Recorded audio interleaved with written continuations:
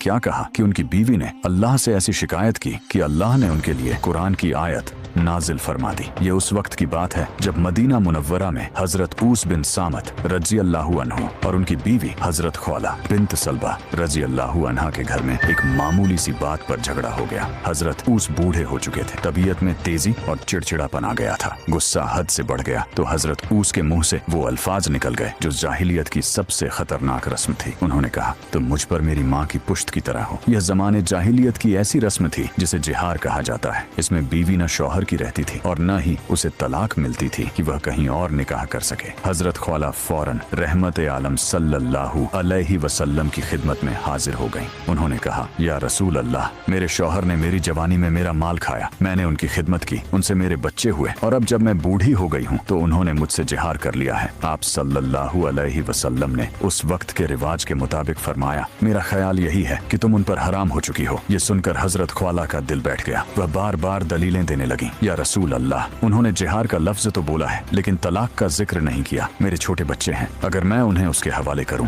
तो वो जाया हो जाएंगे क्योंकि वो बूढ़े हैं और संभाल नहीं पाएंगे, और अगर अपने पास रखूं तो भूखे मर जाएंगे क्योंकि मेरे पास कोई जरिया नहीं। यहाँ तक कि उन्होंने अपना चेहरा आसमान की तरफ उठाया और गिड़गिड़ा कर कहा, ऐ अल्लाह, मैं तुझसे अपनी तन्हाई और बेबसी की फरियाद करती हूँ और जो मुसीबत मुझ पर आई है उसकी शिकायत करती हूँ। अभी हजरत खौला वहीं मौजूद थी कि अचानक आप सल्लल्लाहु अलैहि वसल्लम पर वही की कैफियत तारी हो गई। आपका चेहरा मुबारक सुर्ख हो गया। ये वही की अलामत थी। जब आप सल्लल्लाहु अलैहि वसल्लम इस कैफियत से फारिग हुए तो आपके चेहरे मुबारक पर मुस्कुराहट थी। आप सल्लल्लाहु अलैहि वसल्लम ने फरमाया, ऐ खौला, अल्लाह ने तुम्हारे और तुम्हारे शौहर के बारे में कुरान नाजिल कर दिया है। और फिर आप सल्लल्लाहु अलैहि वसल्लम ने सूरत अल मुजादिला की इब्तिदाई आयत तिलावत फरमाई। अल्लाह ताला ने जाहिलियत के उस जालिमाना कानून को खत्म कर दिया और फरमाया कि बीवी को माँ कह देने से वह माँ नहीं बन जाती। माँ तो सिर्फ वही है जिसने पैदा किया है। फिर कफ्फारे का हुक्म दिया गया, या तो एक गुलाम आजाद करना, या मुसलसल 2 माह के रोजे रखना, या 60 मिस्कीनों को खाना खिलाना। हजरत ऊस ने अपनी गलती का एहसास किया और कफ्फारा अदा किया, और इस्लाम का यह कानून आज भी हम सब मुसलमानों पर लागू होता है।